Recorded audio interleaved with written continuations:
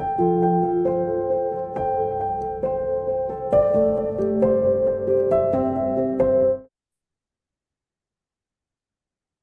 I'm Lucy Baker, the Senior Communications Manager here at Guilford Press, and I'm joined today by Dr. David Jobes, who is the author of our new book, Managing Suicide Risk, third edition. So, Dave, thank you so much for joining us today. Yes. Good morning, Lucy. Thank you for having me. Sure. So congratulations on your new book. It's very exciting. And for those who may not know, could you briefly explain CAMS and why it's so effective for treating suicide behavior and preventing suicide? Yeah, so CAMS is a therapeutic framework, which means that it's patient-centered, and we work very collaboratively with our patients who are suicidal. We use empathy, collaboration, honesty, and transparency, and we're focused only on suicide. And in particular, we focus on what we call drivers, which is what the patient or the client says makes them consider suicide. And that's what we target and treat in CAMS. So there's initial engagement, there's interim care, and there's an outcome disposition session. And the clinical trial research is really where we look to know the efficacy and the effectiveness of the intervention. 10 open trials, 6 randomized controlled trials, 2 meta-analyses that really show it's a robust and effective clinical treatment for people that struggle with suicide. Yeah, wow, that's so interesting. Well, over the course of your illustrious 40-year career, you've really moved the field towards a more patient-centered approach. And I was wondering if you could discuss that shift, particularly the 4 pillars of CAMS.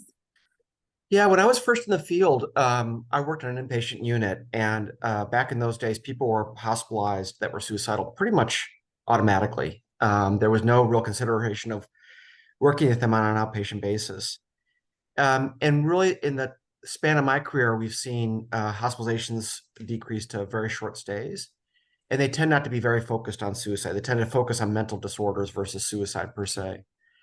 And what we do in CAMS is actually, with permission, take a seat next to the patient or the client to work through something called the suicide status form, which tends to really validate the patient's experience of what they're struggling with. And then we rely on empathy and collaboration. And we're very candid about the law and about imminent danger, and as a duty, as a licensed professional, how inpatient care plays into the picture. But we try to keep people out of the hospital if at all possible. So that requires, Lucy, that we develop a stabilization plan to help them get through difficult times. And then the treatment will focus on the things that they say, the suicidal drivers, is what we target and treat in the intervention across the course of care. Okay, so interesting. This new edition of your book is more than 65% new material, and you Yeah. also include a new focus on implementing CAMS with teens and young adults, which I think is so important right now because, as we've all seen reported in the news, there's this real uptick in depression and suicidal thoughts amongst teens. And I was wondering if you could comment on that. Yeah, I'm really excited about this third edition. It's not a mere retread. It really is adding a lot of new information, especially based on our randomized controlled trials and all the clinical research that we do. And there are a number of things about this new edition that I'm especially excited about. Updates to the tools that the clinician use, much more focused on diversity, equity, and inclusion. There's a case study of a mixed race young teenager who makes an attempt that goes through the course of the book and kind of describes the story of CAMS from beginning, middle to end. And you're right. I mean, we do know that there's a huge need for an increased focus on young people, especially young people of color. And so to that end, we have now several clinical trials funded by the NIMH to really delve into working with that population at risk, what we call CAMS for teens. There's even an adaptation that we're working on, a feasibility trial called CAMS for kids. So the 4 to 11-year-olds as well. And a big piece to all that, Lucy, is really how do we work with parents? And so we have something called the stabilization support plan that really gives parents a very clear role of how they can support the treatment while the clinician really works on the suicidal drivers to save the child's life. Okay. Wow, that's really wonderful. One of the reasons that this book is a bestseller perennially is that it's so user-friendly, and reviewers have called it like flexible, easy to read, notable for its readability and instructiveness.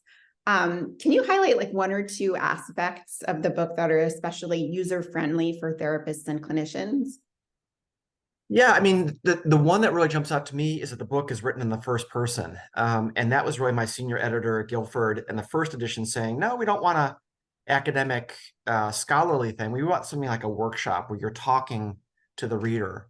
Mhm. And I initially kind of pushed back against that and it's like, no, I don't know, I don't write that way. And he was totally right. And so that first person voice, I think, is really powerful. And then another thing I do pretty regularly, both in my professional training and then in the book, is I talk a lot about cases and anecdotes and share my own struggles and vulnerabilities around working with this population. It's very challenging and anxiety provoking. And I don't hold back on what I've learned about that and how we can really become competent therapists and develop confidence by doing things that are proven to be effective. And that's frankly the best risk management strategy that clinicians can have is doing something that's been proven to be effective that provides extensive documentation of proper care and evidence-based care that CAMS provides. Wow, yeah. Um, Lastly, we'd just like to know a little bit more about you, Dave. When you're not working, what do you do in your free time? And now that this book is finished and coming out, is there a project that you're passionate and excited about next? Well, I'm always working a lot because I'm excited about this is my life, this is my career's work in play here, and I'm excited to share that.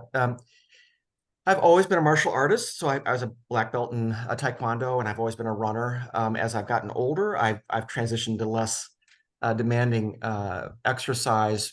Big focus for me is my family life and my marriage to my wife Colleen for 32 years, and our adult kids, who all of us have been involved in suicide prevention to varying degrees.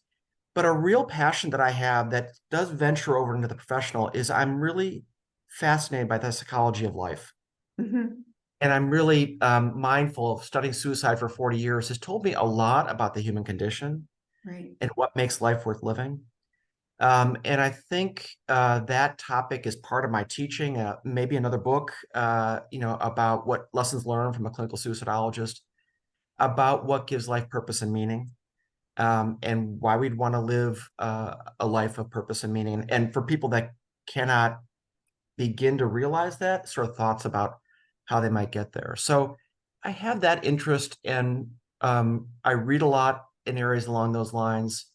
So my scholarship and my professional passion interface, quite a lot. I'm fascinated with the history of psychiatry and psychology and Yeah. sort of how we got to where we are. Because in my view, a lot of where we are is our holdovers from a much earlier time, where something like CAMS, I think, is a much more contemporary and viable intervention that can be used on telehealth, that can actually really be flexible and used in a variety of clinical settings across a range of populations. So I live a full life of work, love, and play, and I really feel strongly about what gives us purpose and meaning, and that's really something that I try to live by and I try to work around in the writing that I do. Well, thank you so much. Thank you for joining us today, and congratulations on your new book. Thank you, Lucy. I appreciate it.